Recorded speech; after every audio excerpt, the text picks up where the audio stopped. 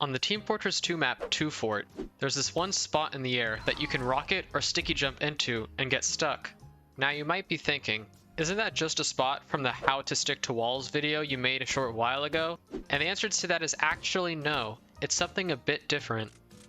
To get into this spot, you need to launch yourself and activate the base jumper while falling down, pressing the A and D keys alternatingly until you feel yourself get stuck.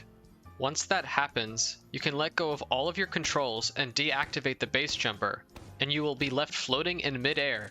It's a pretty powerful spot, and it allows you to spawn camp those pesky 2 Fort snipers.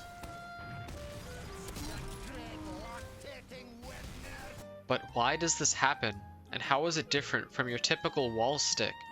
Taking a look at the clip brush in-game, we don't really see anything out of the ordinary. So let's go over to the best map making software in the world, the Hammer Editor.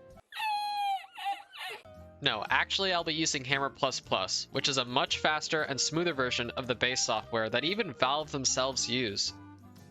Alright, now that we're here, let's go ahead and open up our decompiled version of 2 Fort and head over to that spot.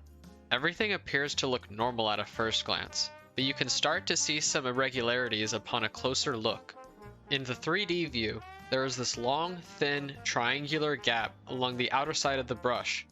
In the top XY grid view, there's a red line that runs along the same side.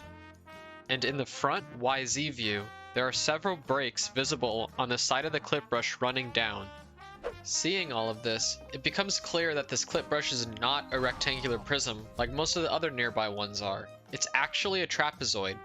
This means that when we slowly begin to fall, our player will get stuck inside the angled face of the clip brush, hence why we are able to let go of all of our controls without falling further down.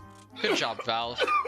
I decided to make some ramps of my own in Hammer, both steep and shallow, and through experimentation, I came to the conclusion that you can stick to any slippery ramp with a slope equal to or less than 224 hammer units.